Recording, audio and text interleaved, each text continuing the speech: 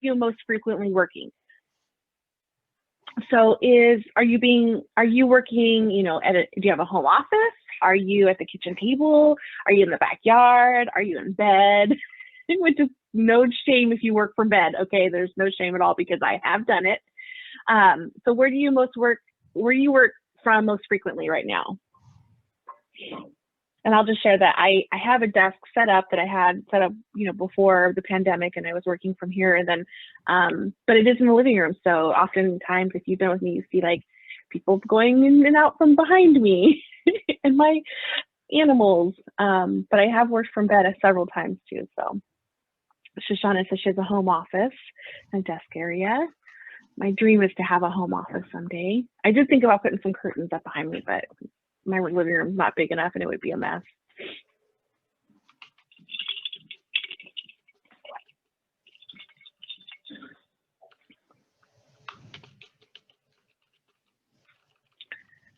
Oh, Wi-Fi. Birdie's truck has Wi-Fi. My kids would love that. They would love that. But the dining room table, the couch, yeah. A lot of times I take my laptop to the dining room table just to get away from my desk. Carla shares the den with her hubby. So the other day we were here, and my daughter does distance learning here, and my nieces were here, and so there was 4 kids at the table doing their Zoom distance learning, and then my mother-in-law was doing her distance learning or distance yoga in her room, and it was hilarious. We had to scramble to find headphones for everybody because I was like, I can't have everybody hearing my kids, all 4 teachers there in the living room or at the kitchen table, and then the kids and everything. So oh, Maya, I'm sorry. So there's that little button down at the bottom with a little microphone or phone. If you click on that, you can click like audio settings and tinker with those. Sometimes it's really helpful. So when it says her routine is to answer emails from bed early in the morning, and then I'm here most of the day, the den. Steeple Day has a beautiful little den. But like us, like me, we got family members walking in and out, and I think it's just fine. Works for us. This space is also my storage space, so sometimes you'll see piles of things of laundry or things that need to get put away.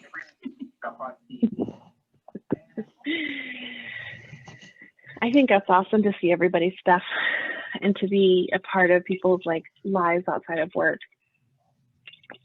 I had seen this article about people's animals being in their Zoom chats, right? And how that there are some folks who think that it's inappropriate or unprofessional. And I personally think that it's amazing to see people's pets. And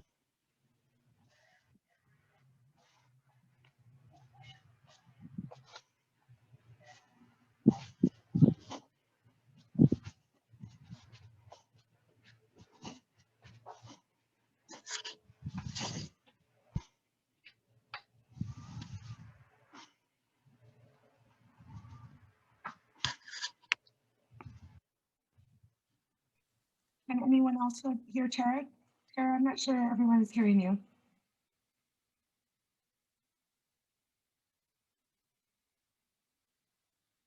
No? Let me text or message her.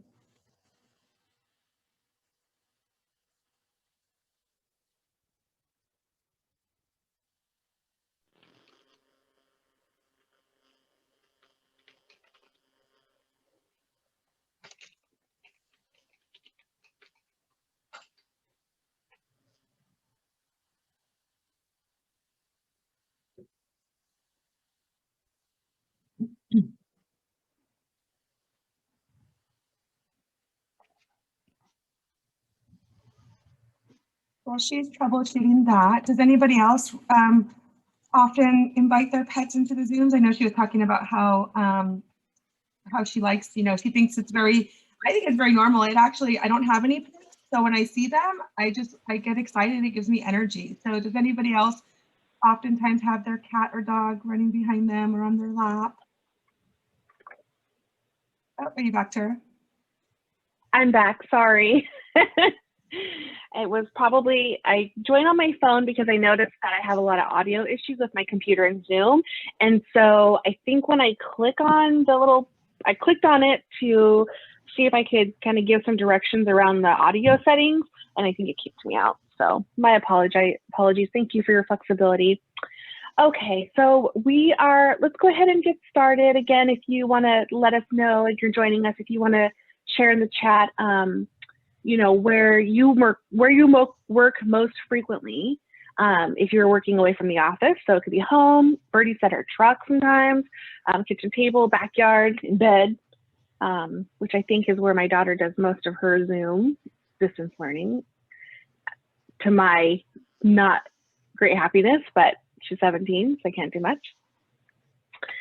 All right, so as folks are kind of getting in, why don't we take a second also we all are pretty familiar with each other by now, but how about we just take a second and introduce ourselves, since we are a fairly small group. So most of you should be familiar with me, get all my emails, but I'm Tara. I'm the Director for Training and Technical Assistance for Family Spirit. And I am going to be leading the discussion today. And with me are my colleagues. So Carla and Siboney, if you want to introduce yourself quickly. It looks like Carla stepped away, so I'll go first. Hello again, everybody. My name is Siboney Jimenez. And I think I know most of you on here, but I am part of the Family Spirit team. And it's just a huge honor to spend this space with you all. So thank you for showing up, and I look forward to this conversation. And I'm going to pass it to Carla.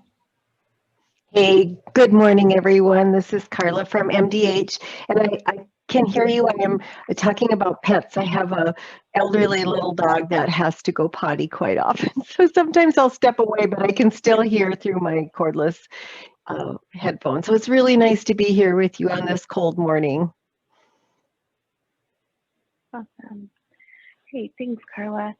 So is there anybody in the group who'd like to unmute or introduce yourself in the chat?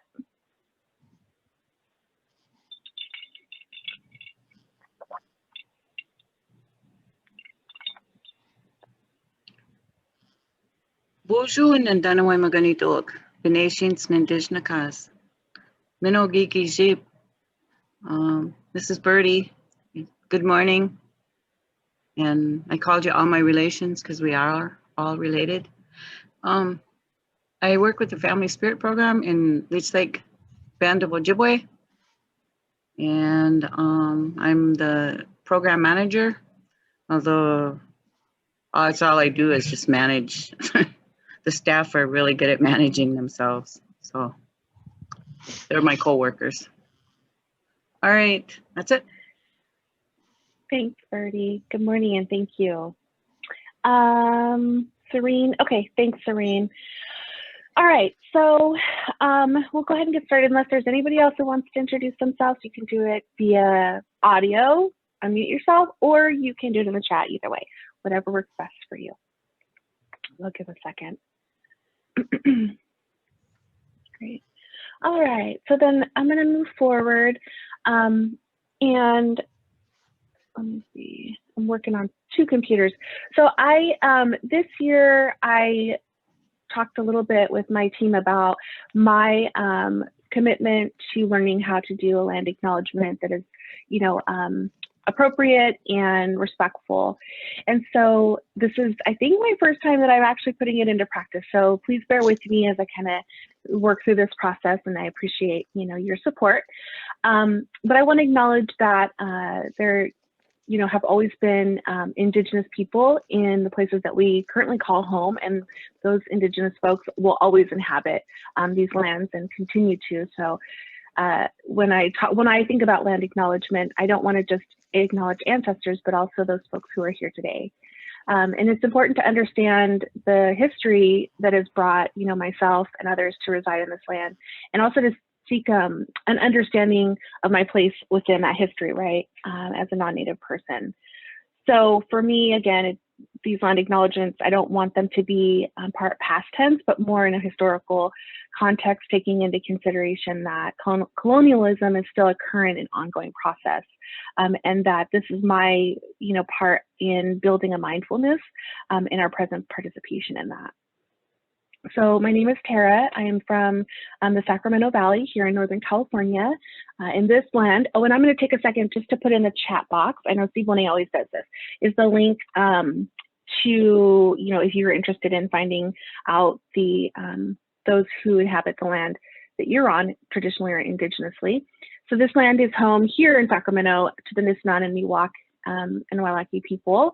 I want to acknowledge this land to motivate others to support Indigenous communities. And I also want to give thanks to the ancestors, Indigenous peoples that cared for and currently continue to care for this land.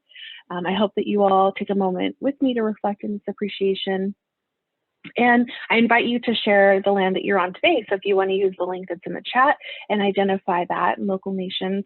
I know you are all from Minnesota, but there are lots of different areas of Minnesota with different folks.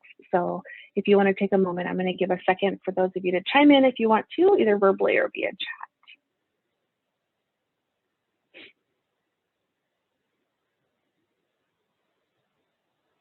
And I also like to talk about that Sacramento is a place where two large rivers in California intersect and come together. They join together to move out to the ocean. And so, we get a lot of medicine from the river, and we see a lot of that change and flow as it takes the snow from the mountains all the way out to the ocean. Good morning, Juanita. Leech Lake Reservation. Oh, you're with Birdie. Dakota. Okay. Thanks, Shelly. All right.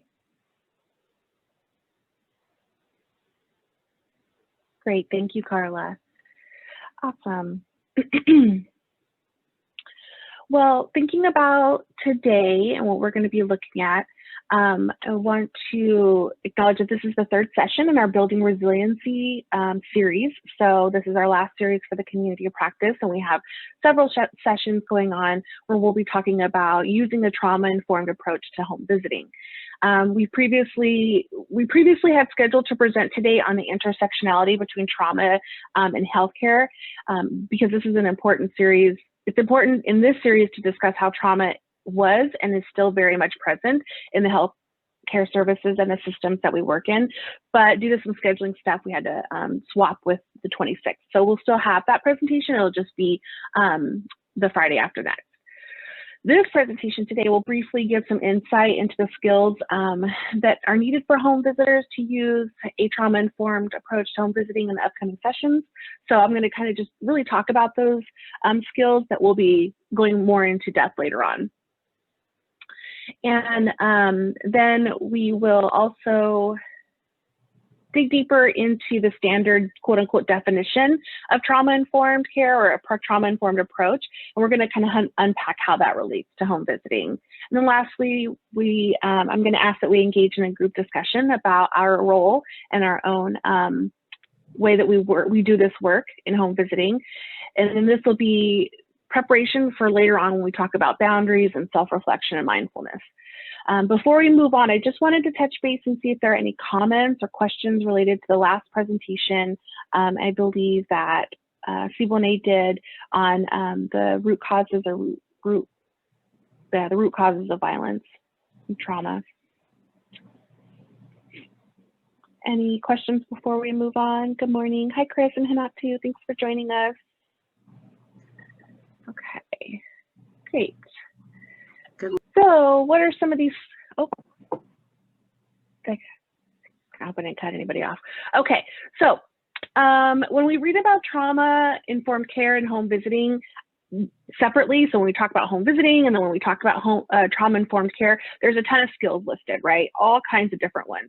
Many of them you are already familiar with, already trained in, but when we think about these together, there isn't a ton of research in this area. You know, there is some research and some practice and, you know, information about it, but not a lot. And so I want to take a second, and I want you to think of, you know, your previous notion of what trauma-informed care is, because I think we've all had some training in that, and then the skills that we have as home visitors. And what are some of the skills that you all think that we as home visitors need to practice trauma-informed care, trauma-informed approaches in our work? What are some of the skills that you all can think of?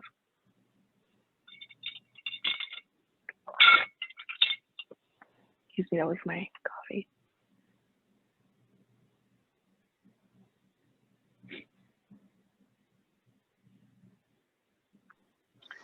So when we were kind of working on this presentation, we wanted to not just use the skills from home visiting and skills from trauma-informed care and put them together.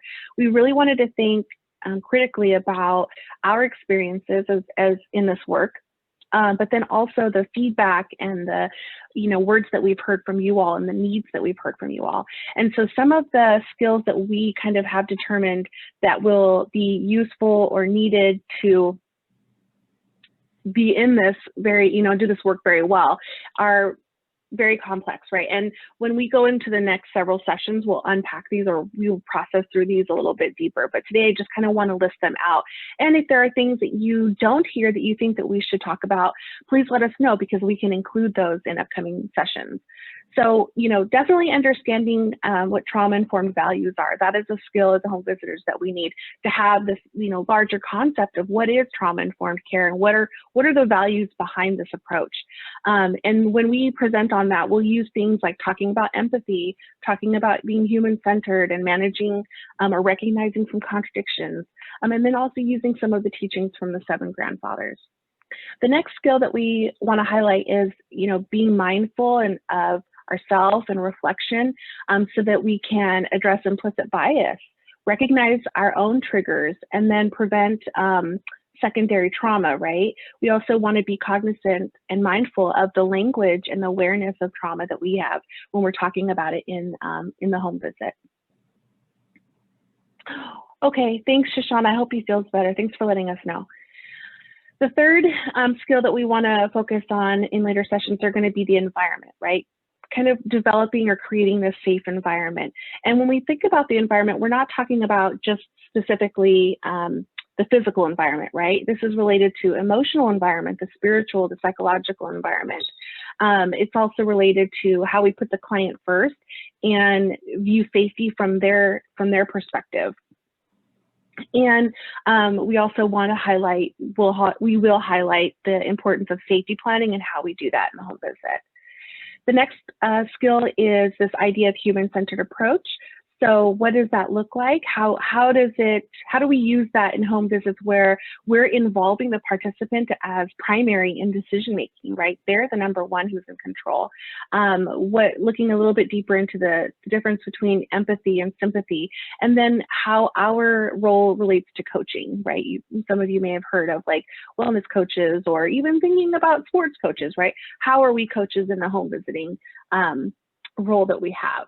And then the last skill that we'll talk about in upcoming sessions will be screening. This is always something that comes up, and I feel that it is a little bit controversial, or there's some dissonance between the work that we do and this idea of screening, because we want to do it in a way that does not re-traumatize families, does not open doors that we're not able to cope with as home visitors or paraprofessionals. And we want to use it in a way that is prevention or educational in approach. But there are also still some requirements that we have, right? It is still needed. And so we'll kind of talk a little bit about that more in depth later on. So besides those and providing some concrete actions related to those, are there any that are missing or that you think that we should add to this list?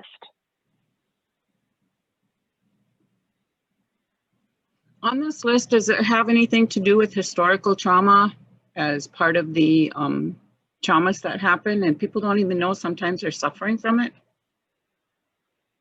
Yeah, that's a great question. And I know we have been trying to kind of weave historical trauma into these sessions little by little, because we want to acknowledge and recognize the deep rooted impact that it has had across so much of the work that we do, so much of the lives of our families. And so we've kind of tried to weave that in throughout these presentations, but also taking the perspective of resiliency and recognizing the strength that we have, right?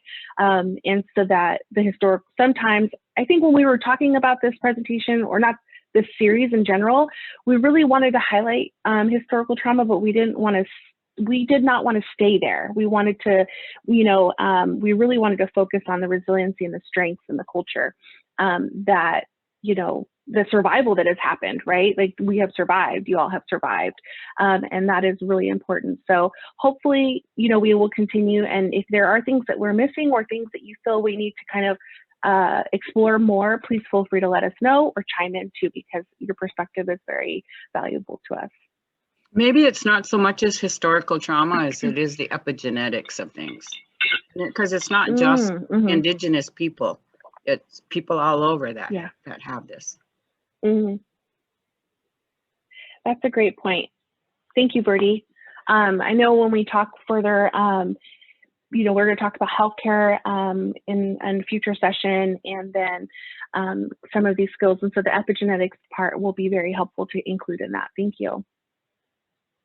Any other ideas or thoughts that we should kind of include as we move through this series, or continue to move through this series? All right. And then, although we're not going to specifically hone in on skills today, or we haven't, our idea is throughout this series is also to provide concrete actions that we can take today, right? So even if we're not talking specifically about screening or mindfulness, hopefully you're walking away with specific things that you can use today.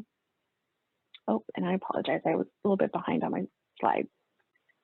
Okay, so we have been in this series and we've hit on some, trauma-informed care, trauma-informed approach. But today I really want to talk a little bit more about the formal definition. And before I go into that though, I would like to ask you to share 1 to 2 things, or 1 to 2 words that you think describe a trauma-informed approach. So we all have a lot of experience. You all have been,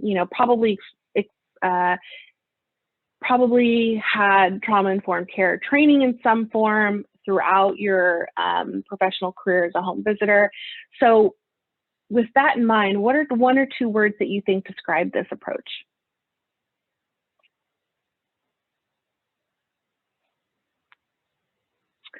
And if y'all know me and have been with me in these presentations, you know that I will be quick to call on somebody. So if you are not able to chime in verbally, then you're welcome to put your answer in the chat. But I probably will call in some folks to get your perspective. So let's see. So 1 to 2 words that kind of define a trauma-informed approach in your view or from your training. So I'm going to kind of go down and I'm going to say, Masope, do you want to share any words that you have or description that you have of trauma-informed care, trauma-informed approaches?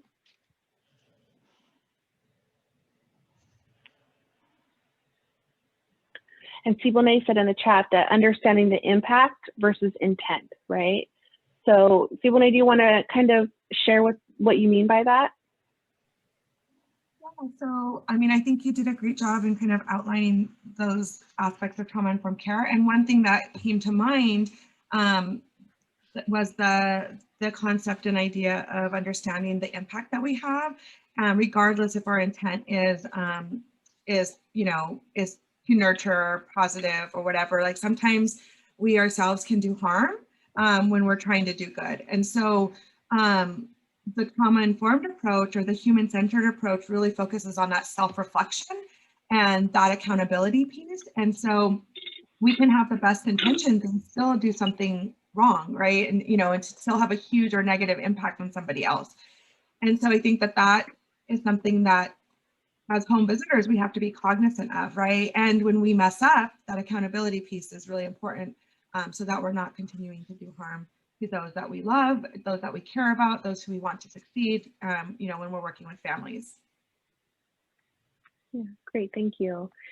I think we all have this, our intent is all to be helpful, right? That's why we're in this work. That's why we are caregivers. But that doesn't mean that we don't have the potential to do harm when we're thinking about trauma-informed care, trauma-informed approaches. And so understanding how your impact, how the trauma impacts our families, and our own personal, responsibility in this work is really important. So Birdie said caring and expectations. Maya said, I would let them come to me. Trauma shouldn't be rushed. So, being patient, being able to sit in something that's really uncomfortable is part of being trauma informed, and understanding that it's okay to sit in that, right? Shelley says to speak softly and listening, right? So we definitely don't. Sometimes some of us are loud talkers. Some of us are, I always think of Sibone's mom. She's so loud, but she's so amazing. But it's just so funny because I love her, but she is loud, and some of us are, right? And so that could be traumatizing when we're going into somebody's home and we're loud talkers. So we kind of need to be able to judge, what is appropriate in that environment or that moment. So great, thank you, everybody.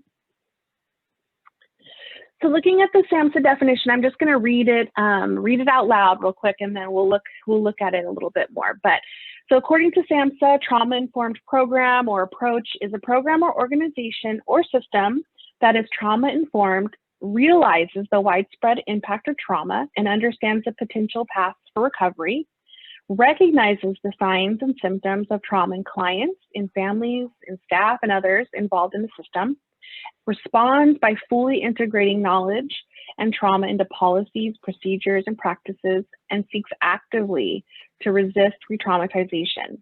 So this is the definition provided by SAMHSA, which is the Substance Abuse and Mental Health Services Administration, if you're not familiar with them.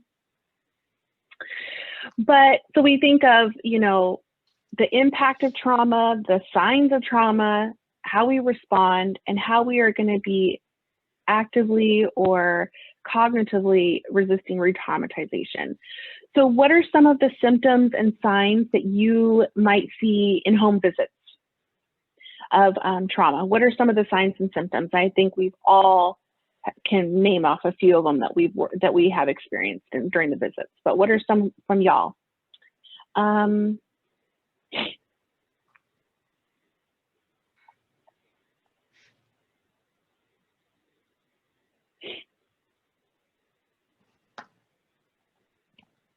Can you say that again, Tara?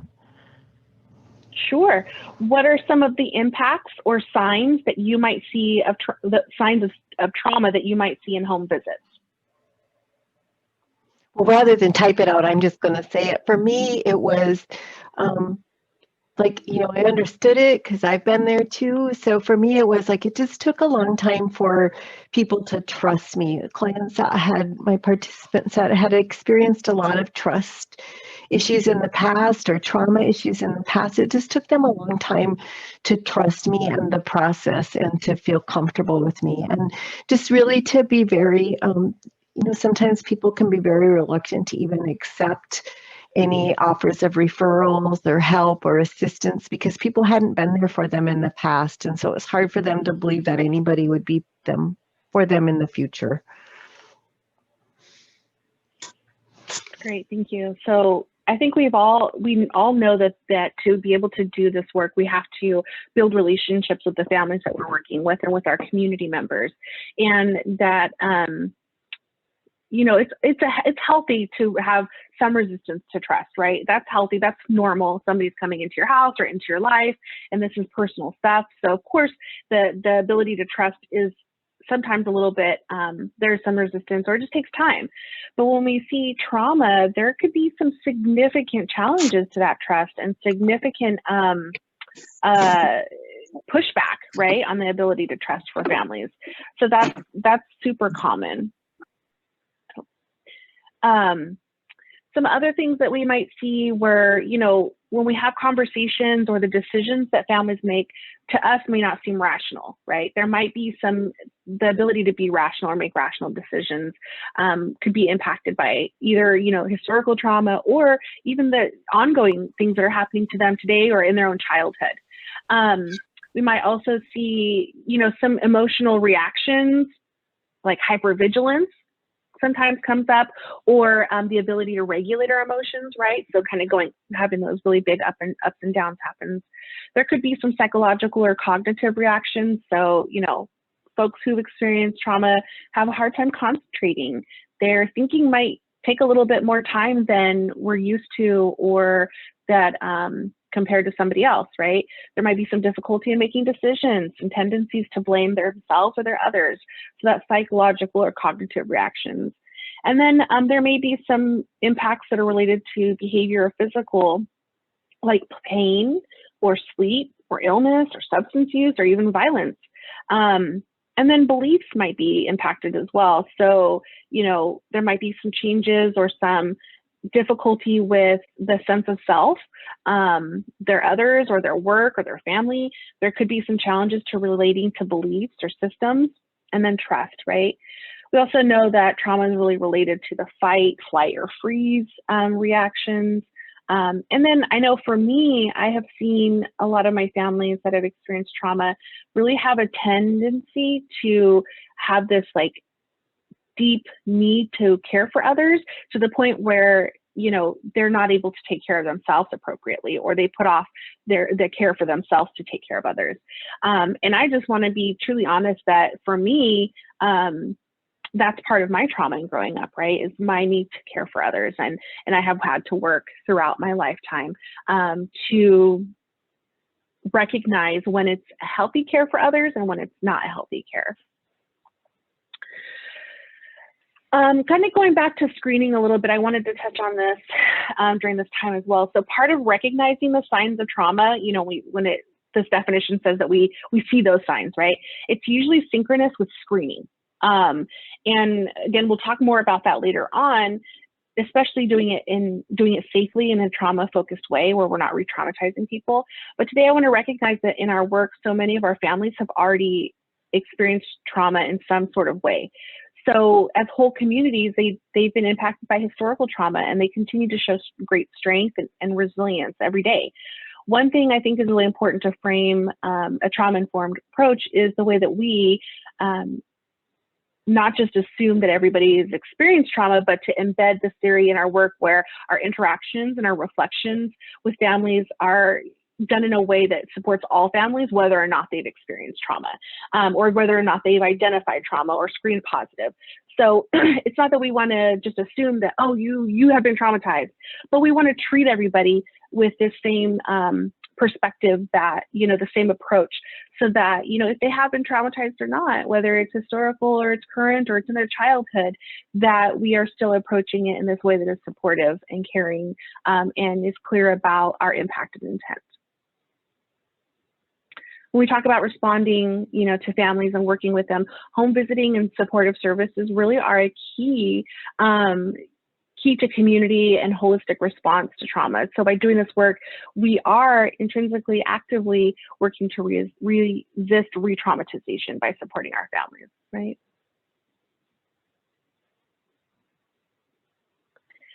And then SAMHSA kind of outlines these 6 principles of a trauma-informed approach. So we see safety, trustworthiness and transparency, peer support, collaboration and mutuality, empowerment, voice and choice, and then cultural, historical, and gender issues. Most of them are already rooted in this work that we do, right? It's already kind of encompassed in our positions as home visitors. But I wanted to take a quick look at these in terms of what SAMHSA kind of outlines. So when we think about safety, it's important for the organization, the program staff, and the people that you're serving in home visits, whether it's children or adults or caregivers or aunties or uncles, that they feel physically and psychologically safe. So the setting is safe, the interpersonal interactions promote a sense of safety, and then we understand that safety is defined by those that we serve, right? So when we're working with families, it's their safety. They define that safety, not us. And then it's a high priority that we kind of check in with them about that. And then with trustworthiness and transparency, generally, our program, the way we work in our programs, you know, the processes and procedures that we have, the decisions that are made should be conducted with transparency, with the goal that we're going to build and maintain a relationship and trust with our families. And so, you know, we come out and we tell them what to expect from us as home visitors so that we could be reliable, so that they know that when we're going to be there, when we say we're going to be there, that we will be, that when we say we have a resource or that we're going to follow up on something, that we do. And that's not to mean that we don't, as home visitors, make mistakes or that we don't have access to what we had hopefully assumed we had access to. But then being transparent and coming forward and saying, hey, I want to be, you know, I just want to be forthcoming about, you know, whatever this issue is, and humble and talking about that. And then peer support. So, you know, when we look at strengths-based model of home visiting, we know that community and peer support and peer interactions are really a huge source of strength for just us as human beings, but also for the strength and safety of our families. And this is also key when we talk about a trauma-informed approach. The term peers really refers to individuals that have experienced trauma. You know, whether, you know, we come together and have opportunities to connect with those who've had, you know, similar or shared experiences. And so with our families, it's not that we're kind of bring them all together, you know, share those experiences between them, but maybe there is this opportunity to have group discussions or safe areas and environments where they can connect and participate with each other, right? Then there's this idea of collaboration and mutuality. So it's important, a lot of importance is placed on partnering and then kind of leveling the power differences between ourselves and the families that we work with. I know for me, when I go in, my perspective is that I'm here as a team member to walk this journey with you, but that doesn't always mean that the participant or the family I'm working with sees or feels that intent, right? There still is some sense of power there, and we need to have, we need to address that. We need to acknowledge that with our families so that we can kind of create this level of collaboration and mutuality in our relationship with them, in working with their family and providing, you know, the services that we do. And then empowerment, voice, and choice. This is really important because throughout the programs or throughout your home visiting services, it's important that we acknowledge, you know, the strengths and experiences that are recognized, and we build on those. We build on those for ourselves and our team and our peers, but then we also build on those for our families, right? We acknowledge the strengths that they have, and we validate some of the feelings that they have or the experiences so that they feel empowered, and we recognize their voice, and we want to foster that with them. And then the last one is cultural, historical, and gender issues. And I think Brady talked a little bit about this, is just acknowledging, you know, the impact of trauma across history, all the way down to our genetics, right? It is in our DNA, and it has impacted us greatly from a very unconscious or subconscious way. And it continues, right? There continues to be things that are coming up all over. We see this summer, there was a lot going on that was very traumatic in itself, just last summer, related to, you know, culture, and it brought up a lot of historical stuff. So we want to acknowledge that, and we want to be committed to recognizing it and working on addressing it. Okay, any thoughts or questions about this? 6 key principles and how they relate? Okay, great. Oh, there we go. So now we talked a little bit about, you know, the standard definition and those 6 key principles, and a little bit about how they relate to home visiting, but I really want to highlight the why we do this, right? Why is it important to bring this approach to our programs and home visiting? So according to HRSA and the MCV program, so Maternal, Infant, and Early Childhood Home Visiting Program, using a trauma-informed approach in our work relates to reducing or alleviating intergenerational trauma, right? So that's kind of like the top of it. That's the big umbrella. That's what our big goal is, to reduce or alleviate this trauma. So many times in the home, I've heard families say, like, they want to break the cycle. They want to be better parents than their parents were. They want to move forward, right? And I think as parents, we also want our children to do that. So, you know, breaking the cycle and improving the generations to come, right? That's the oftentimes we hear about. The work we're doing now is for those future generations. And to do this, we start by building some positive relationships and modeling healthy attachments with the families that they in turn will do, that what they will have with their children, right? And then there's children's children. So we're embedding these skills for future generations. But this also helps to promote and recognize and foster resilience and strength.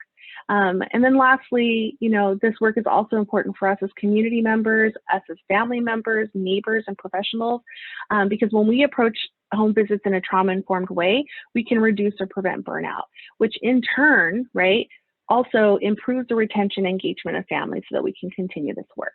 So if we are taking care of ourselves, we can continue to do this work and continue to support families and make a difference. If we are not able to, then it kind of, you know, breaks down this whole idea of serving our communities.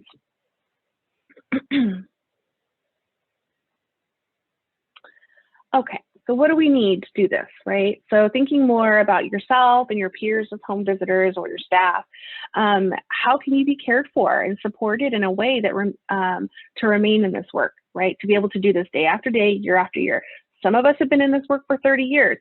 Some of us have been in this work for a year, right? Where there's a whole lot of different folks here. And we've all heard about reflective supervision or reflective practice. And so just starting off with that one and using reflective practice or reflective supervision to honor home visitors, right? How does that honor home visitors? How do we care for ourselves and our staff and our peers in this way? We know that this work is emotional, whether there's trauma or not trauma, going into people's homes, working with them, hearing their stories, supporting them during crisis. It's emotional. It's evocative in nature. It's complex. And we're working with folks who are vulnerable, and oftentimes we're from the same communities, and we might also have some of that vulnerability. And so it's imperative that we have, you know, across disciplines, you know, so it could be home visitors, nurses, social workers, you know, community health workers, all of us really need to have time to pause and reflect on what we're experiencing and what we're hearing. Home visitors need a time and a place to contemplate what they're experiencing in the presence of a family and to share their personal responses to this very difficult work. That may not happen in the home, right? It's probably not the most appropriate place. So where does that happen? Where is there a safe place to reflect together as a team or even individually on the stuff that we're going through or the stuff that we're experiencing? In general, we can't do it in isolation, right? So, and that's not natural. It's important that we collaborate, that we communicate, and that we connect with other people.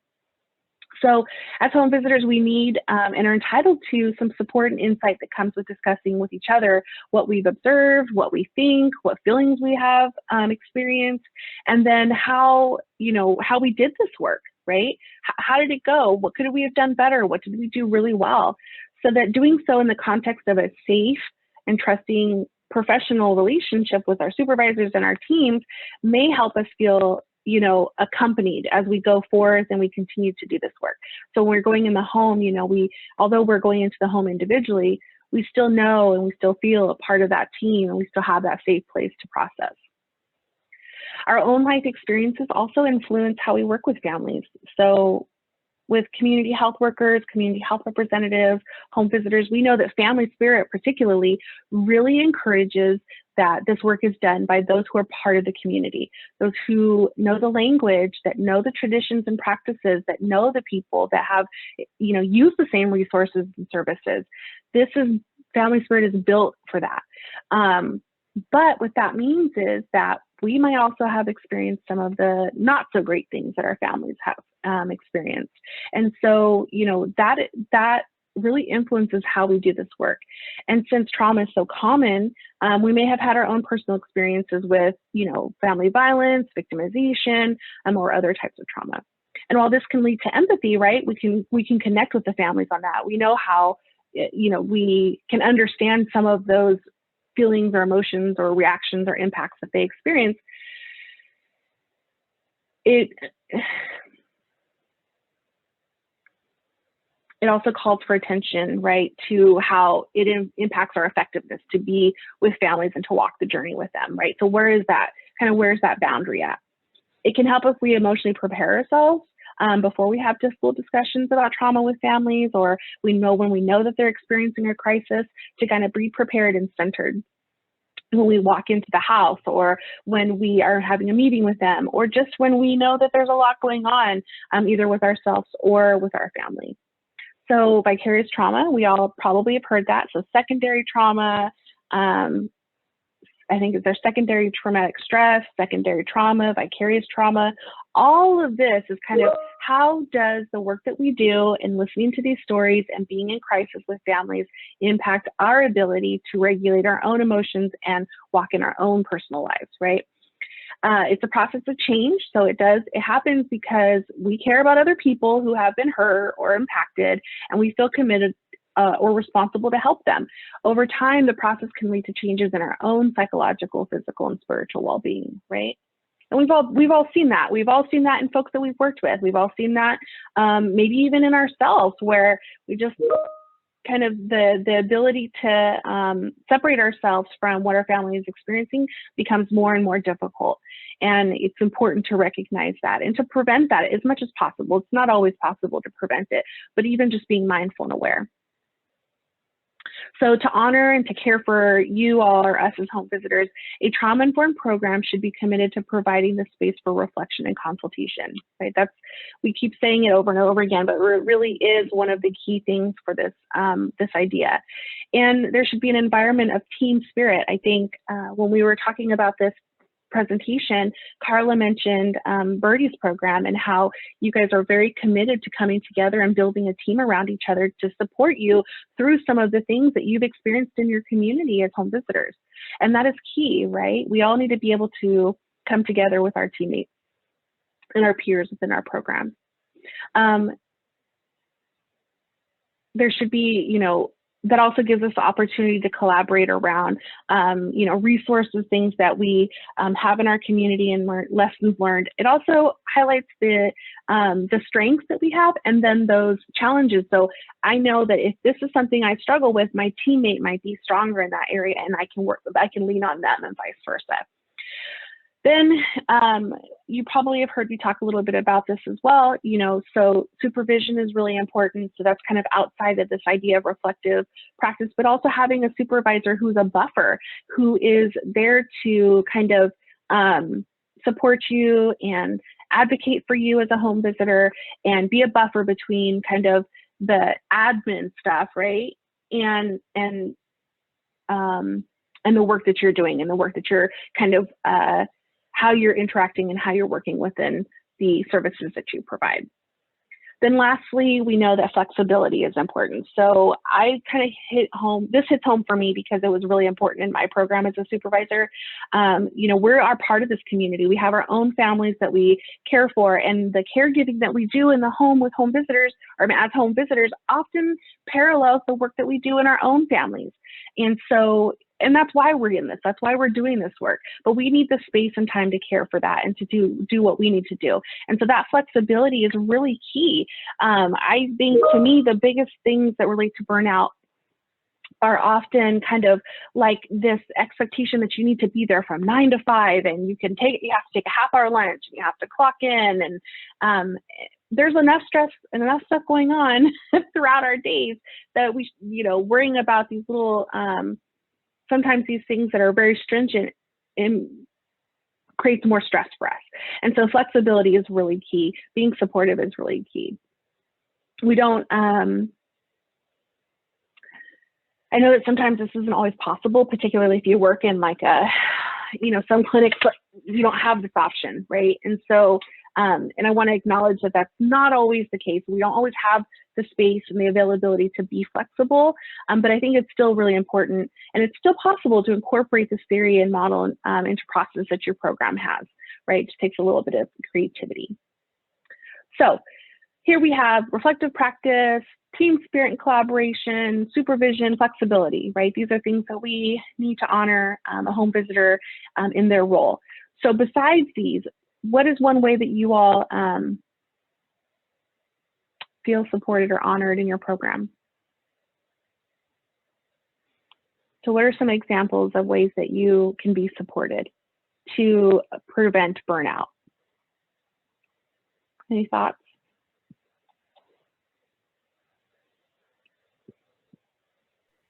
I think for me, what, I've learned from Birdie that, just acknowledging that this work is hard sometimes, just saying it out loud and acknowledging that it's hard, so that coming together, that team approach, like, oh my gosh, this is a really hard situation I'm in. I'm working with families who've experienced and are experiencing a lot of trauma, but yet I'm not the only person working with this family, or I'm not the only person dealing with this. I'm a part of a system. Oh, and being part Susan of a too. team. Yeah, and Susan has from her iPhone, she said a really, and built on that completely. So not only the team approach, but like she said, one-to-one check-ins. That's so important, because that's my time to check in with my supervisor and just say how my work is impacting me. Yeah, thank you for sharing that. That's a really good point, Susan. Our staff checks in multiple times during the day, even if it's something crazy, like, oh, just saw a squirrel run across the road or something crazy. They're checking in all day long with each other. And the funny little things they say during the day really helps them. And it helps me to make sure that they're okay too. The idea of having more meetings helps. And I like that we got Zoom now, because that way we can actually look at each other when we're not, I'm usually the only one that gets to see all of them, because I visit with all of them in person from time to time. And then I myself, I do reflective practice with a group of ladies. That really helps me, because you can't really talk to your staff sometimes about some of the stuff that are going on, because you're supposed to be the one that knows how to do things. So it's if I get really bad, then I call Carla, and she has her way of saying, oh, I understand, and and lets me talk it through. So yeah, just being there. As a supervisor, you got to just be there and giving them some time. Yeah. Sometimes I give them time off, just go take some time, be with your family or do what you need to do. Get away from this for a while. I love that. I know for me, and raise your hand or do the thumbs up thing if you relate, but I know for me, when I was doing home visits, particularly in the beginning, I would come back from the day of visits or come back from a visit that was particularly hard, and I just really felt this need to debrief, right? I just needed to talk about it, because maybe it was so crazy that I'm like, what did I just hear? Like, what was just going on? Or it really impacted me, like really, hit me emotionally. And so the ability to sit and debrief with somebody was so helpful. Usually it was Steve Bonet, because she was my supervisor for a long time.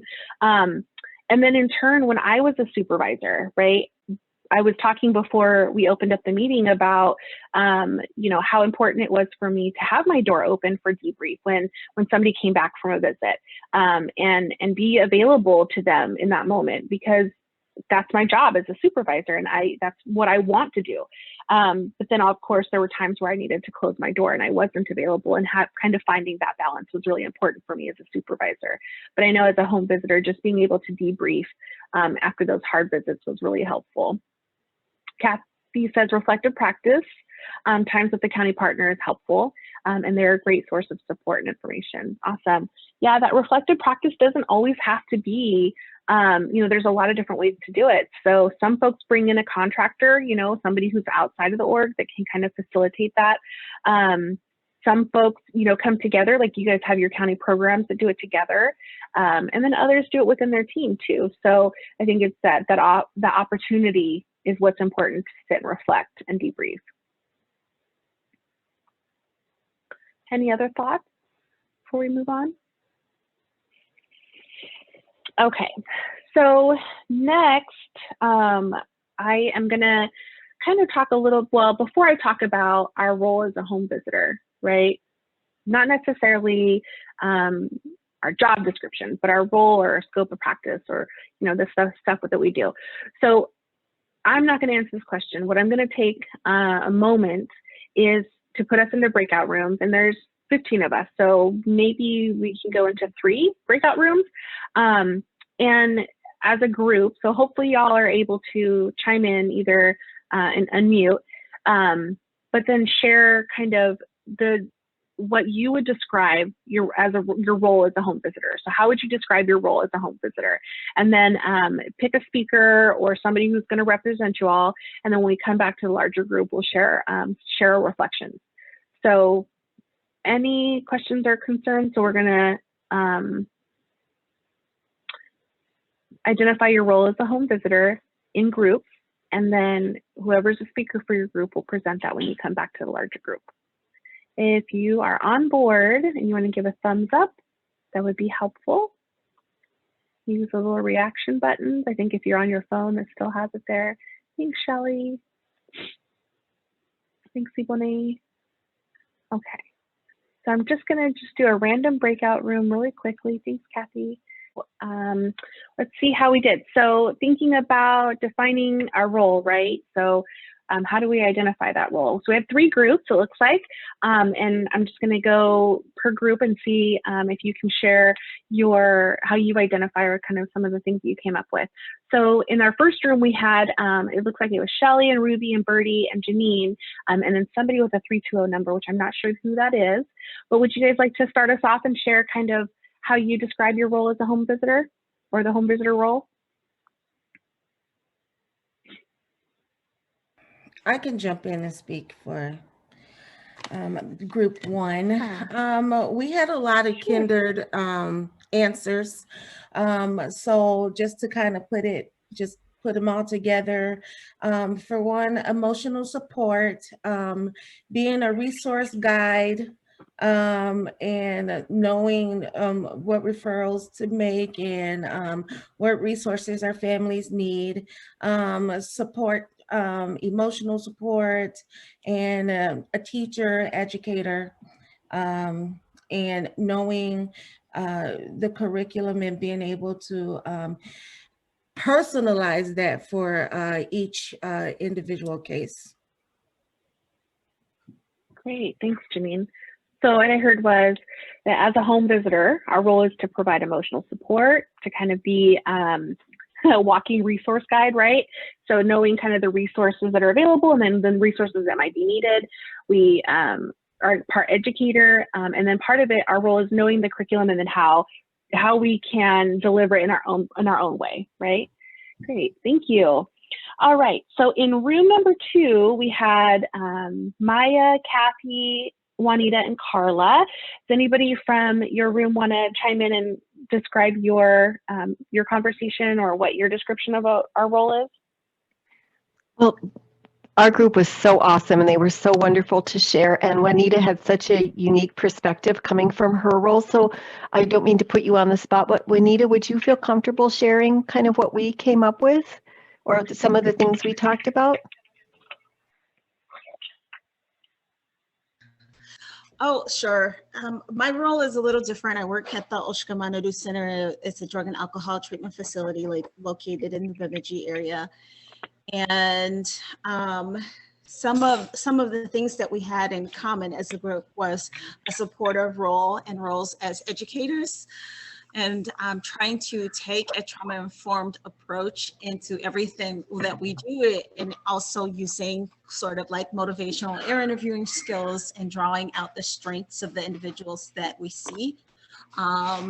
What's unique about our campus is we have a childcare in the center of our campus, and those young women have been challenged with doing like one-to-ones with essentially home visits with our women. And since we have an opportunity to kind of watch them and support them with their parenting. Sorry, I do have children at home today. To watch them and support them with the parenting, that we get to see some of these parenting challenges that arise and kind of try to meet the parents where they are. Awesome. That's a really great point. And I think when I go to the next slide, you really hit that nail on the head, is just kind of being, kind of doing that work with them while they're on the spot parenting, right? As home visitors, we go into the house. Well, not right now, right? Because a lot of us are working remote. But when we have the opportunity to go into the home, what is really unique in doing that one-on-one work is that we get to be in that environment with them, right? We get to share that environment with them, and that makes them very vulnerable. And it's such a huge privilege for us. But it is emotional, right? It does kind of take some work to do that. So great, thank you. And I saw, Maya, you had said that you and Carol haven't done home visits yet. And please remind me if I'm wrong, but are you, you all work as community health workers with elders, right? Or with the patients from the clinic, is that correct?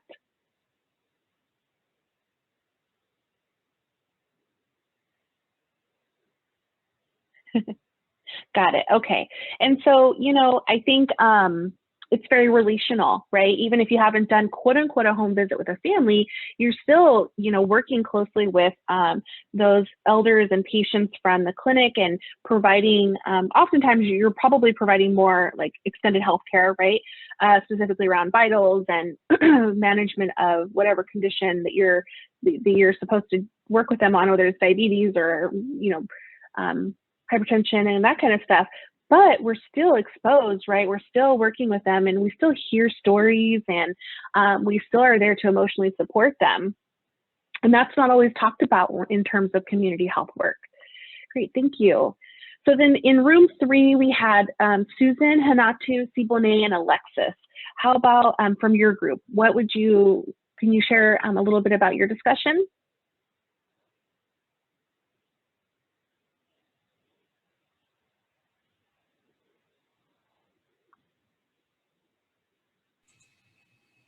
I can definitely kind of uplift a few of the things that were a part of the conversation. I wanted to see if any of the other folks wanted to share first.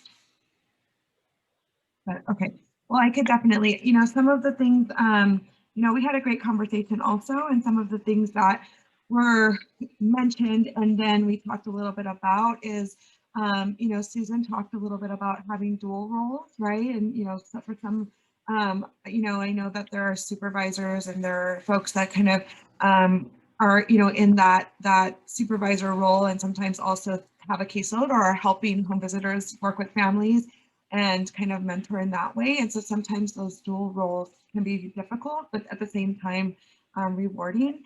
And then we also talked a little bit about how,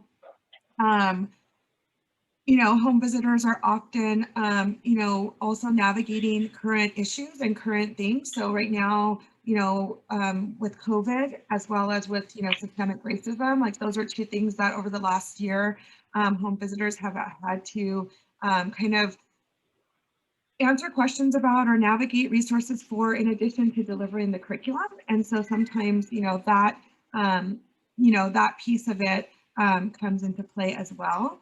And then the discussion and the piece about, you know, having a place for reflective supervision and all of that, you know, was part of that discussion as well. And Susan talked a little bit about how she has done that for her program, but then also how there have been challenges to doing that. So we had our discussion mostly surrounded those type of things and some of, you know, how our roles kind of play out with regards to those. Awesome, thank you.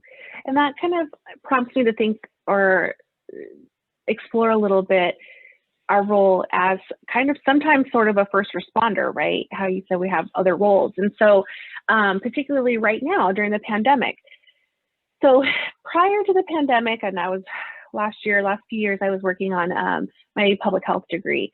And, you know, there's this term of epidemiology and looking at the history of disease and community responses and our response as a nation. And I remember naively and incorrectly thinking like, gosh, we haven't had any major diseases or illnesses in this country. And that's really not something I'm interested in. I'm interested in prevention. I'm interested in community work and all this stuff, right? It must have been like 6 months before the pandemic hit. And I was wrong, y'all. Wrong. Okay, never assume. And so, you know, when I thought about my work as a community health worker or as a home visitor, a lot of it was prevention. You know, we talked about accident prevention. We did talk about wildfires and emergency preparedness, right? So we talked about that with families, but we saw a major shift, particularly with a lot of you folks, to, you know, this role of a first responder sort of when the pandemic, especially when the pandemic first hit and our families couldn't go to the grocery store. Right? They couldn't come to the clinic to get their medications. We were dropping, you know, I heard lots of stories of folks, you know, going out to drop off food, to drop off meds, to drop off supplies. And we were fielding questions about the virus and staying safe. And now the vaccines are coming and we're, you know, being pulled out of our, you know, home visitor role to support the vaccine rollout. And so I think it's really important to recognize that historically community health workers and community health representatives and health educators have always been kind of on the front line of emergencies and diseases and disasters that have happened in our communities. And so there is that dual role, right? And we know how a lot of that stuff produces trauma. It is traumatic for folks. And with the pandemic, we're going to be exploring this more throughout the next several years about what is the impact of this on us as a nation and us as communities and individuals. But the thing to notice as well is you're experiencing that with your family, right? We are also needing medication, needing groceries, not knowing exactly how to keep ourselves safe at the beginning, weary of vaccines and you know, kind of, is this going to be safe for myself and my family? And so there is that kind of dual role or parallel process to this work that we do. You know, with ourselves as the community members as well. And that's really important to acknowledge the work that you guys have all really stepped in to do to support families during this time. So thank you for sharing and engaging in that part, that activity. I appreciate that. So looking a little bit further, right, at these kind of traditional definitions or roles of a home visitor and health educator. So our job is, you know, first and foremost to create and maintain a relationship with our families so that we can provide education, so that we can provide support, so that we can provide resources. But that's kind of at the core, right, of our role.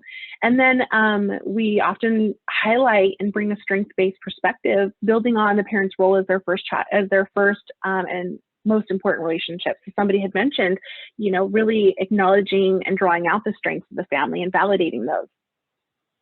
We help parents maintain an accurate understanding of their child's learning and development through screening, through the model, through the curriculum, and help them understand what to expect so that they have reasonable expectations of their children, and there's less chance for child abuse, right? Oh, and not to mention being an extended family member, which is important. Yes, exactly. And oftentimes we are considered an extended family member. And then when a parent is distracted by personal concerns or crisis, the home visitor we find a balance between listening to the parent, honoring their choices, honoring their emotions, and sharing their concerns, and then kind of bringing it back to their kids, bringing it back to the prevention and the education that we have for them. We also work with community partners and resources to coordinate services. We make appointments, we help with transportation, drop off diapers, drop off food, right? Just to access those really critical healthcare services such as mental health, oral health, and medical care for their families. And then we use very specific strategies to support our families during this time and in learning how to manage crisis. So these are all really general descriptions or what we do on an everyday basis outside of this idea of trauma-informed care. And this definition was provided by Head Start, one of their articles. So let's think a little bit more about this in terms of, you know, our role within a context of trauma-informed care or trauma-informed approach.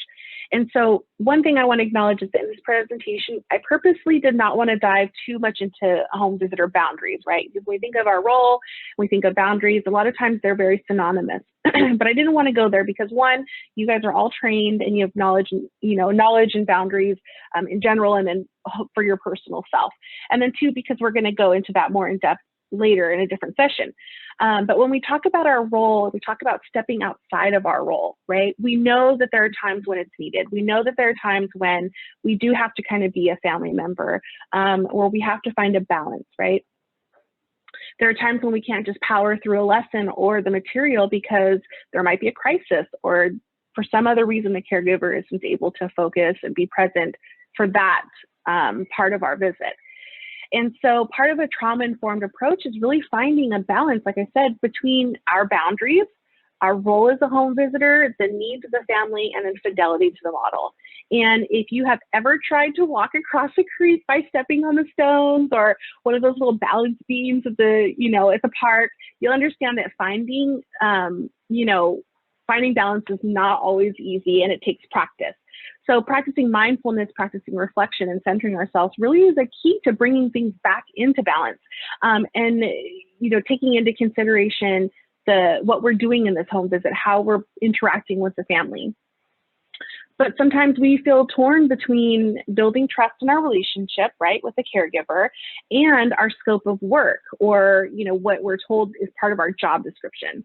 So raise your hand if you've ever felt that way before. I will honestly attest that it's been hard to, I need to do this to have, improve my relationship and trust with the family, but I also have to do a lesson because Family Spirit tells me to, or MDH says I have to do a screening. So I know I have felt that many times before. Thanks, Susan. So thinking about those previous, descriptions of our role, and then kind of putting it into the perspective of trauma-informed care, I want to just highlight some of these kind of quote do's and don'ts, right? So raise your hand, or as I go through the don'ts, let me know if you've ever experienced this with either hand raise or a thumbs up. So what we do want to do during a visit, we do want to initiate conversation. We do want to allow the family to express their emotions. We want to ask, what can I do for you? What can I do for you right now? What kind of referrals do you need? What kind of resources would be helpful? And we want to kind of sometimes acknowledge, what has helped you before? What has helped you, kind of deal with this stuff before? And then maybe just kind of sit in that. We want to offer options for feeling better. Sometimes that's appropriate, sometimes it's not. I think somebody had said recently, I heard them say, I always ask, do you want me to listen, or do you want advice, right? And so putting that control on the family. Sometimes they want some options. They want us to kind of brainstorm. Other times families just want us to listen. We want to allow for silence and staying in with our client or our family or the survivor, staying with them in that uncomfortable moment. It's okay to say, I don't know, right? I don't know how that feels, or I don't know what the answer is, but I'm here with you through this, right? One thing we talked about recently was we don't want to say, well, at least this didn't happen, or at least this isn't going on, to kind of minimize sometimes we have we feel like we need to minimize it to make them feel better, to make ourselves feel better. So we definitely don't want to minimize. That's probably on a don't. I'm probably getting ahead of myself, but we also want to reflect and clarify so that we know we're understanding, right? So asking, am I getting this right when I hear you saying this? And then asking, what should I ask you? So some of the things we don't want to do, we don't want to demand that they give us eye contact. This one's really hard for me. I am an eye contact person. I, really enjoy that connection of looking somebody in the face, but sometimes it's not comfortable for them personally or culturally. And I have to be cognizant of that. And sometimes I have to acknowledge that, the reason why that they are not comfortable or making eye contact with me really isn't about me. Getting too close to them, emotionally or even physically, right? Close physical contact isn't really, it's sometimes it's automatic nature to hold somebody or hug them when they're kind of experiencing something that was really not great. And that's something we need to kind of acknowledge and ask and determine if it's appropriate. We don't want to talk too much. We don't want to ask too many questions. We don't want to make promises we can't keep. Oh my gosh, yes, I'm going to figure this out for you, right? It might not be something you can figure out. It may not be a resource available for that. We don't want to use platitudes. So this is going to make you stronger later, you know, kind of minimizing it. We also don't want to put a time limit. You know, you should be over this by now, or you have to forgive the perpetrators, or you have to forget about what happened. You just have to move on. We definitely don't want to take that perspective. We don't want to touch, I commented on touching, but we don't want to touch without permission.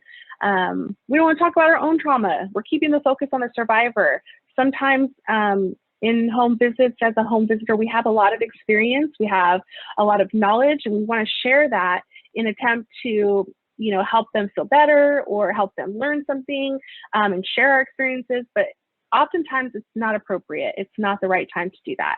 And then we don't want to ask them to give us details, particularly if they're talking about a trauma that is recent, like sexual assault or physical assault or something going on. We don't need to know those details to support them. That was one of the biggest things that I learned throughout the years, is that I don't need to know what happened to be here with you and to support you and to emotionally be present. So I always like to highlight that us as home visitors, we are often a bridge to care, right? So we might be a bridge to the mental health department. We might be a bridge to the medical department or dental. But it is outside of our skills and our scope to engage in any type of like counseling services during our visits. And that could be really hard when we're trying to be in a place that's emotional for a family. You know, especially I know for me, I've been in therapy for many years. And so I have learned a lot. And sometimes I feel like maybe I should use those techniques. Maybe I should kind of use some of the things that my therapist has said to me that made me feel better with my family. But that's not appropriate. And it's way outside of our scope. And it can be a blurry place to be. And so it's very important that we are mindful and recognize and centering ourselves before we going into these visits. All right. Any of the don'ts that should be added here or do's that should be added here? Any thoughts? Janine says, parents are, that's probably from the previous slide. Yep, but our parents are our baby's first teacher, right? And we want to acknowledge that. We definitely want to validate that with them. Okay. So then this next activity that I have is going to take us into breakout rooms again. So I'll be very transparent. Like I said recently earlier, that you know, when we talk about trauma-informed approaches and home visiting, there isn't a ton of stuff there, right? There isn't a ton of instructions or booklets. There is some, but not a ton. And we know with trauma-informed approaches, trauma-informed care, a big piece of this is really like looking at cases, looking at stories, looking at situations, and then processing those together. But that's not, there isn't a whole lot out there in this situation. And so what my idea is that it would be really helpful that we create our own stories, right? That we create our own cases, that we talk about our own situations that we've been in, because most of you have experiences. So like Maya and Carol, you may not have a story related to like working with a family, but you might with an elder or one of your patients, right? So I've been doing a lot of the talking here today, not unusual, of course, but it's going to be your turn. So we're going to go into our breakout rooms, and this time we're going to create a story. So this story could be true. It could be something that happened to you or that you've experienced or that one of your peers have experienced, or you can make it up. You know, you can be creative. But in this story, I want you to take a moment and paint a picture of a home visit where the home visitor is stepping outside of their role. So outside of those things that, you know, we are all supposed to be doing in our work, in a place, stepping into a place that is inappropriate. In a way that's going to be, you know, not super healthy for the family or the caregiver or even the home visitor. So we're going to take a time, we're going to go into breakout rooms, we're going to create, you know, come up with a story or an experience or a case where where the home visitor is kind of stepping outside of their scope or their role, and then we're going to come back and share the stories together, and process those a little bit as a team in terms of a trauma-informed approach. Any questions? So I think we'll probably go into the same breakout rooms. Hopefully that's okay. I hold this meeting is being recorded always like surprises me. It's so loud. Okay, I think it looks like everybody's back, so awesome. Okay, so we hopefully were able to come up with some stories. So we'll do a little bit of storytelling, which is always my most favorite thing.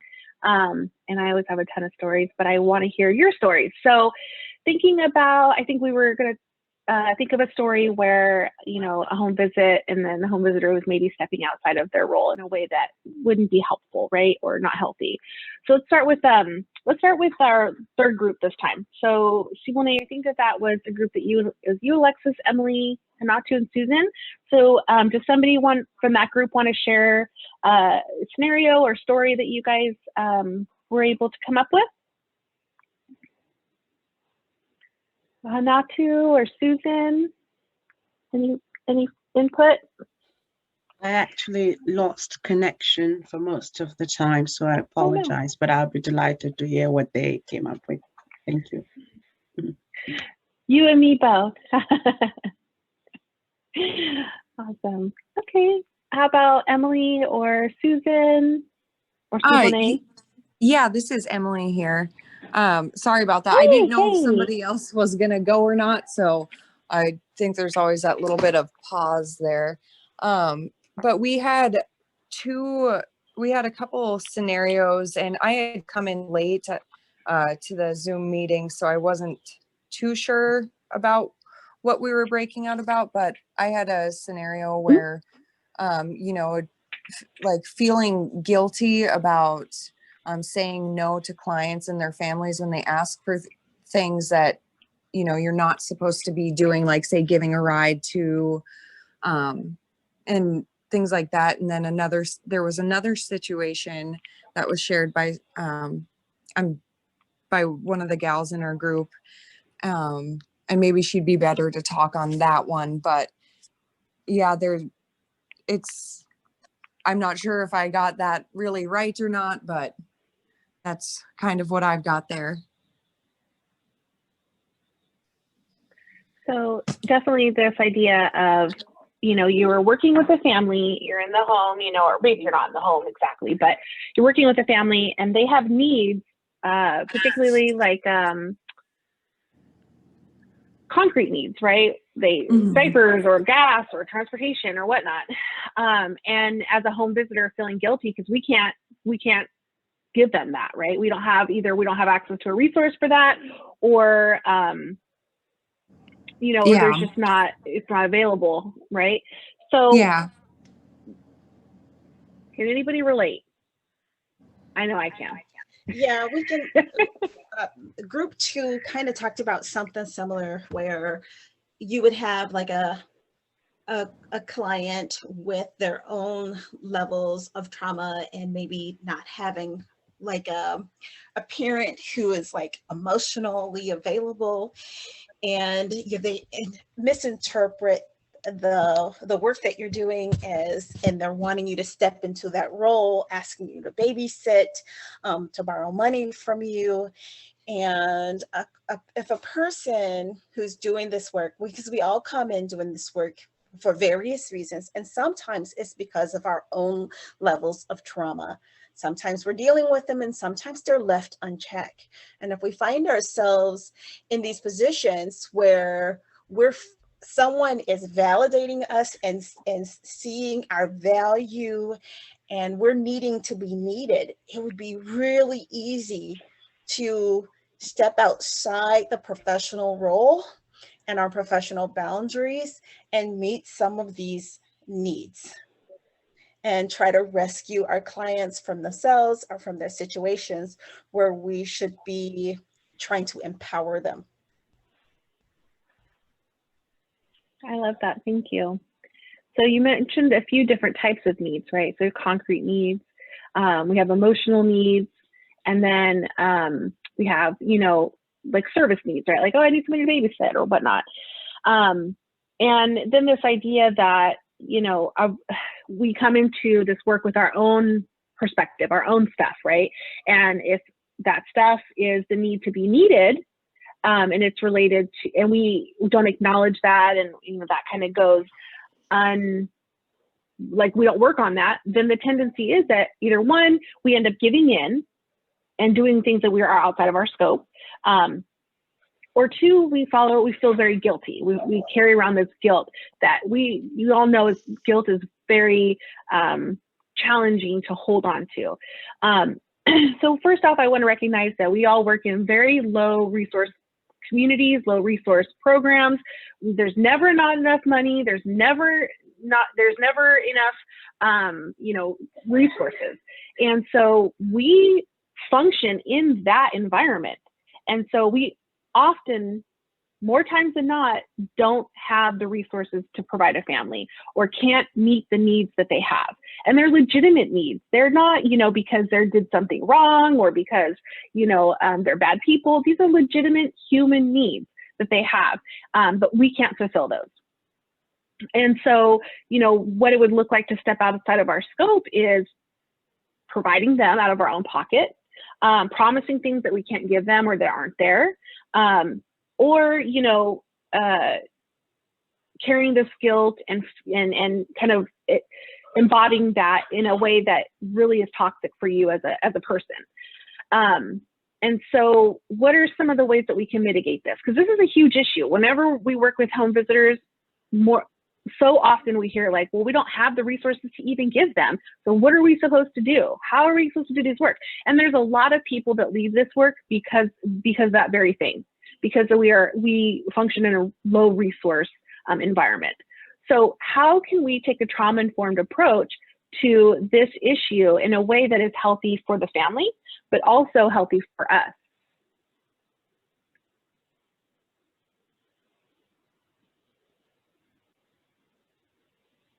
What are some ideas on how we can approach this kind of idea of not being able to meet the needs of our clients and not stepping out in a way that is unhealthy, where we either provide them with the items that they need or we carry this guilt around with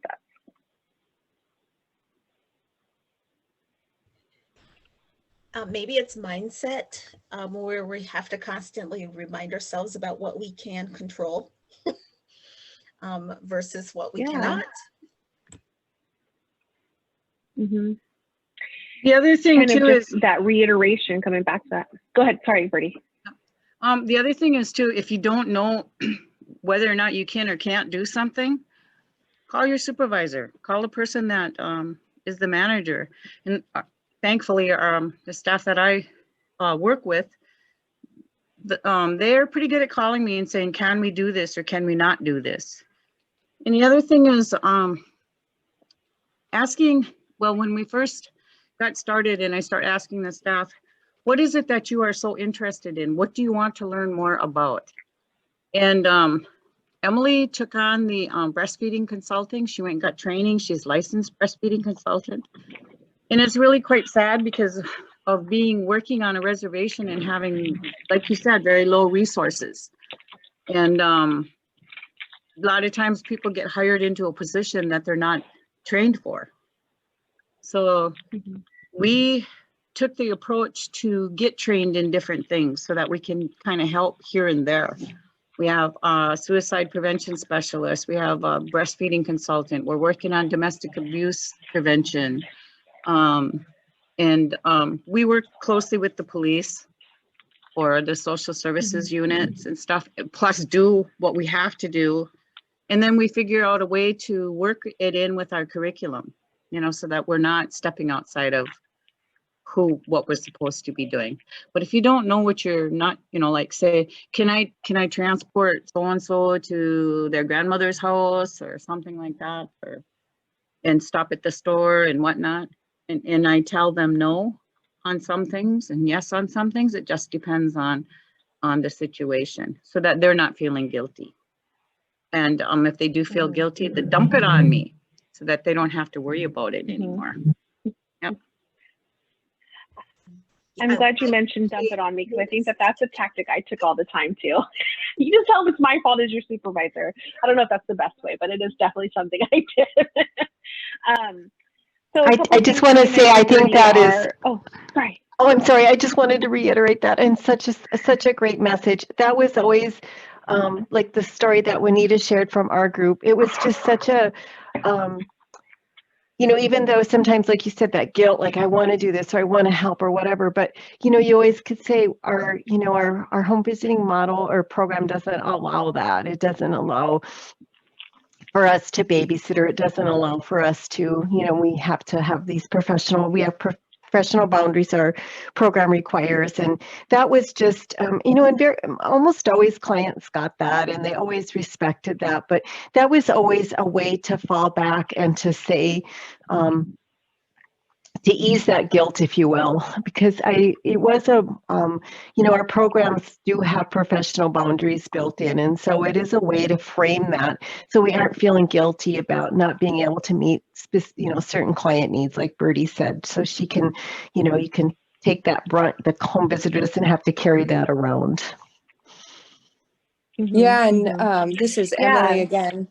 I just wanted to say too, like there have been times where I have, you know, totally just blamed something on a supervisor because I didn't know. Sorry, Bertie, you know, but like not being able to She do said it's something, okay, so. you know, like you know, my supervisor really doesn't like when we do that. I'll just double check with her when, you know, I make it back to the office for maybe next time.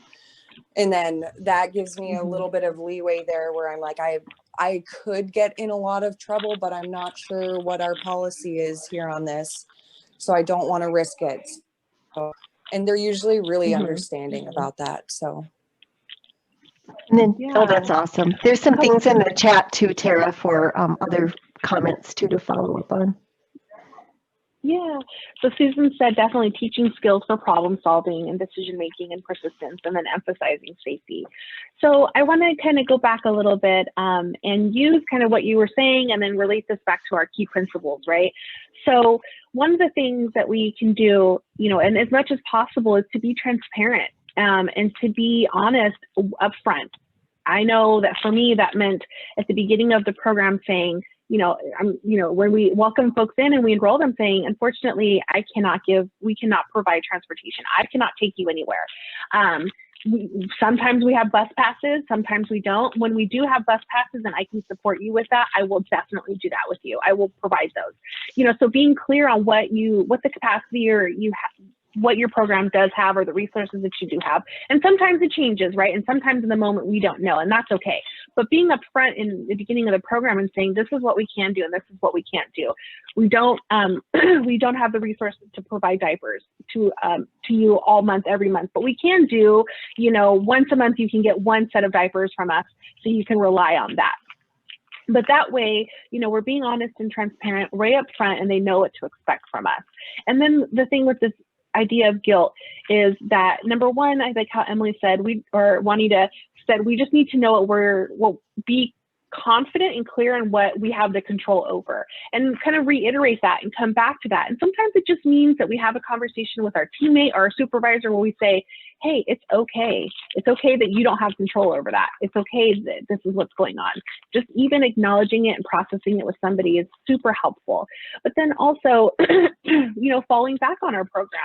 That is a resource, that is a tool. And as a supervisor, that is our job, is to be that buffer and to support you. And, you know, I like how Bertie said too, is that you identified some of the needs that you could fill, right? We can get training, we can provide this service. Maybe it's not right today, this minute, but we are going to, you know, so-and-so is in training for that very thing. And then, you know, hopefully we'll be able to provide that to you soon or to our community soon, so that you identify these needs and use creative strategies to fill them if it's possible, right? And a lot of that goes back to that collaboration, to that peer support idea of these 6, you know, principles. So I know we're coming up on the end. I know groups 2 and 3 talked about, or, I think it was 2 and 3 talked about their story. So the group number 1 with Birdie and who else was in your, Shelly, did you guys have a story that you wanted, or a scenario that you wanted to share before we wrap up? We just talked about not so much as stepping out of ourselves to do something. We talked about the things that we absolutely had to get done, like the training that we had to do, and how it's up to me to, like you said, be the buffer. One time I had to write a letter or make a policy and get it accepted to talk about what the things that we can and can't do, like no transportation for this or this or this, or, and make sure that the clients knew it so they wouldn't have to be constantly feeling guilty. The staff wouldn't constantly be feeling guilty about saying no. Or drive out and visit them myself and give them the rules, of what was really needed. But the thing we talked about most of all was how our staff can really talk to each other. And sometimes it's not about even talking to me about it, it's about talking to each other. And I don't get nosy and go try to find out what it was, that they're involved with each other. And that really helps them. They're very cohesive. And these staff, if they get upset with me about something, they will come to me and tell me exactly what it is that they were upset about, or what it is they think they need to learn, or maybe I need to go learn something to help them. They're really good at that stuff. So just being open, having the ability to know exactly what your boundaries are, and if you don't know your boundaries, call your supervisor. That's what we talked about. Yeah, and knowing our boundaries, sometimes it just is a gut feeling, right? Like we're in a home visit and something's going on, or we're in a video visit too, and something, the conversation is going a certain way, and it doesn't feel right. And I always like to emphasize the importance and the value of our instincts and our gut feelings, because we're in this work because we have a lot of heart and experience and knowledge and all that good stuff. But at the end of the day, really, it's that part of us that wants to do this and wants to support people. And that is a very valuable tool that sometimes we don't always hear about. It's not in the research, right? But that instinct that, my little, my radar is off, or something, my balance is off somewhere. And so this doesn't feel right. And that's a really great way to know sometimes we're stepping outside of what we have the capacity for and what is within our role. And I want to just go back to these 6 principles again, Birdie, with what you were talking about in relationship. Obviously we use these with our families, but with us as a team, right, to honor ourselves as home visitors, is this idea of peer support and coming together to support each other and feeling empowered, right? You said that you give your team the space to support each other, and then they feel empowered to come to you to talk about what they need, and voice any concerns or areas where they need support. And then again, this other idea of having the tools that you need, and sometimes it means that we have to go do training. So we know with new home visitors, there's a ton of training, and it's pretty ongoing, and we continue our training and learning and skills as we go along in our career. But you have to have the tools, you have to have the skills to navigate this stuff, to be able to sustain it when you're out doing providing services to families, right? And so that takes time, but it also takes the knowledge and the experience from a supervisor or from your peer group to support you in that. So thank you for sharing your stories and your experiences, everybody. That's super helpful in kind of looking at this perspective in terms of us as home visitors, right? Because a lot of times when we talk about trauma-informed care, trauma-informed approaches, the highlight is on the client or the family or the participant or the caregiver, but we are part of that community. We are part of this work.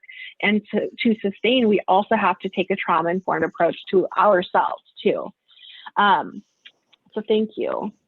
So I'm gonna, at this point, so kind of getting close to wrapping up. And before we end it, I wanted to give a chance just to, see if there are any additional questions or thoughts or concerns. Okay. All right. So then what's coming up next? So as I mentioned early on, we kind of swap sessions. So next time we'll be meeting will be Friday the 26th. So it's not next Friday, it's the following one. Same time, same place, same link. But we are gonna hopefully be able to present on the intersection between trauma and healthcare, right?